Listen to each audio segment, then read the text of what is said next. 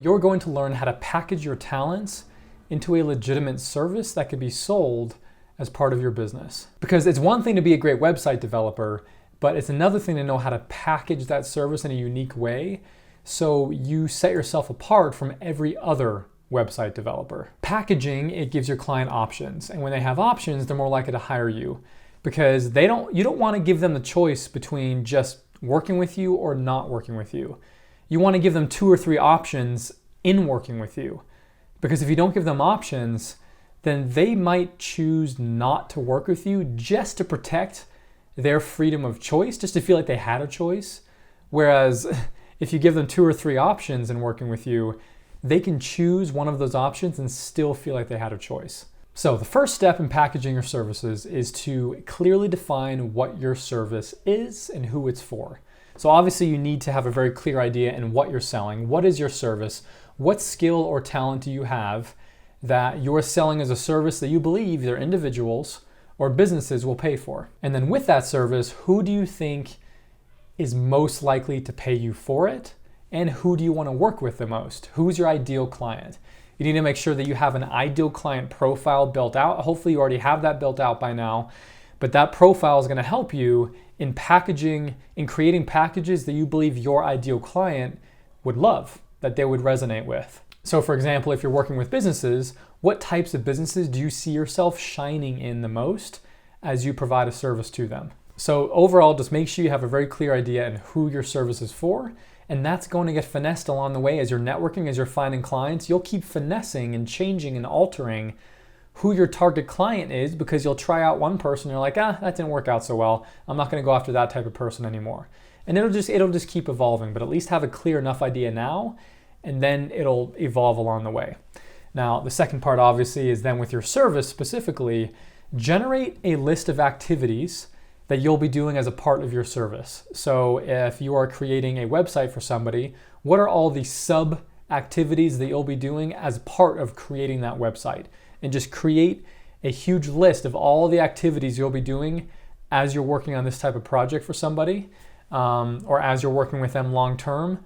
What are you going to be doing on a daily and weekly basis? Then along with that, include a list and create a list of all the expected results that you expect your target client to have after you give this service to them. So what's the benefit of you providing this service to this type of business? What is the benefit in you designing their website? Is it increased sales? Is it decreased bounce rate? What is the expected benefit and result of your services? And make sure you list out every possible thing you can think of. And that's going to be important as well, because as you have different tiers, levels of packages, one that is probably more expensive than another, you want to be able to clearly explain to somebody that your more expensive package is going to bring you faster and bigger results. And that typically is what comes along with that. So once you have a detailed profile of your ideal client and you've created a list for outlining your service, now you can package it. So ideally you want 2 to 3 different packages or 2 to 3 different options for your clients. One option will always be the cheapest, and the next is usually in the middle between value and the results that you can expect. And then your third option is often the most expensive, but that option also provides the most features, and usually comes with it is the most customization. So ultimately, some of the elements that you can expect from each package is that in package 1 is typically your run-of-the-mill, very simple. There's only a couple of activities, maybe even just one thing you're doing for them. That's quick turnaround, that's very simple, and it's gonna help in their overall goals, but you're not gonna be working with them for a very long time. It's just gonna be a smaller type of project to get things going. So it's gonna be cheaper, but it's also not gonna bring the biggest result. And the second package is kind of a mix of both. And then the third package is typically something where you're working with somebody for a longer period of time. There's more customization options available. There's more features. You're doing more activities for them.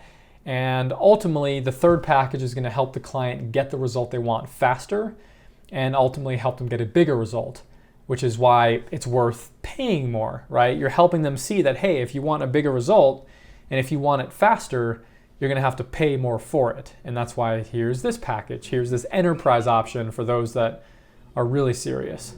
So overall, I can't tell you exactly what features to include in your packages because you're the expert on the service you're providing, and my industry might not be your industry. But if you go through this exercise of listing out all the activities you'll be doing, all the things you're offering them, all the results you can expect them to achieve, it's up to you to then narrow it down where each package, typically the third package has more features. So maybe package 1 has 1 or 2 things. Package 2 has 3 to 5 things, and package 3 has 7 to 10 things that are included as part of that package, and that can be a general rule. But I'm not going to tell you that that's what you should do every time exactly, because you might find that certain packages for you work best for your industry, where you have a certain number of features for the thing you're providing, and it's just a little different. Another element of packaging has to do with packaging your past experience to seem relevant to what you're doing now. So it's your resume, it's framing your resume, it's putting a wrapper around it, it's communicating it in a way where your past experience seems relevant to what you're trying to do now, so that when they scrutinize your past experience, a potential client, when they scrutinize your past experience, they see you as somebody who is experienced. Because that's the hardest thing, right? Is how do I get experience in something I have no experience in? But there's always a way to frame your past experience in something to seem relevant, to link it to why you'd be good at doing what you're selling to somebody now. Even if it's a totally different industry. There are full-time moms that were moms for like 15 years, and they created a resume and they framed their experience as from being a mom in a way where it seemed relevant to the job they were applying to, and then they got really high-level jobs. Corporations willing to hire somebody who was a full-time mom for 15 years because the skills that she said she developed that were relevant to the skills this company wanted her to have made her a great candidate for the job. Okay, it's the same thing as being a freelancer. You can take any past experience, whether it's personal or professional, and frame it in a way that makes you a qualified person for this position. And let me give you an example of kind of what I did with my own experience, so you can kind of start to brainstorm of how you can package your own experience in a way where it seems relevant. Because obviously once you start getting a lot of jobs related exactly to what you're doing and wanting to be doing, then you only have to focus on those past jobs, and then the sales process is a little easier. But at first you have to try to fish for past experience and try to frame it in a way that's as relevant as possible. And so it's a little more difficult up front. And then once you start getting a lot more jobs related to what you're doing now in your business, it becomes easier and easier. But you have to go through this exercise when you're just getting started, because the likelihood is you don't have past clients that paid you to do what you're wanting to do now. I was doing video editing right out of college, and I was a freelance video editor. And then I wanted to transition into video marketing. So how the heck do I communicate my experience as just a technical, creative editor to now being somebody who's coming up with marketing strategies? Well, as a video editor, I was on marketing teams. I was going to marketing meetings to discuss video projects, and I was a part of the conversation when it came to marketing strategy, even though I wasn't the one leading the conversation, and I was mostly the one just doing the video. And so when I would talk about my past experience, I'd say things like, yeah, I helped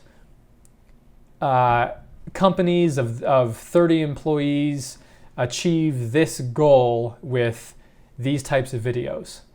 And so I used words like I helped, because I did. I was a part of the conversation. I helped them achieve that goal, but it wasn't me leading the conversation. I wasn't the one coming up with the strategies.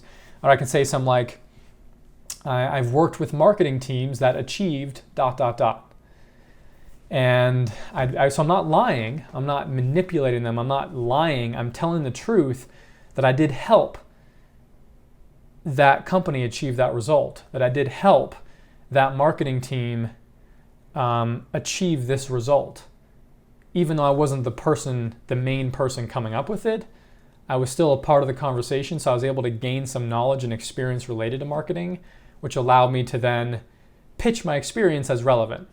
And so you're going to have to just think for yourself how you can pitch your experience to being relevant to what you're doing right now, and that's up to you to decide on how you want to approach that. And so that's it. Hopefully it's helpful to you so that you can get the process going in creating packages so you actually know what you're offering, because your potential clients, they will ask, what is it like working with you? What different options do you have?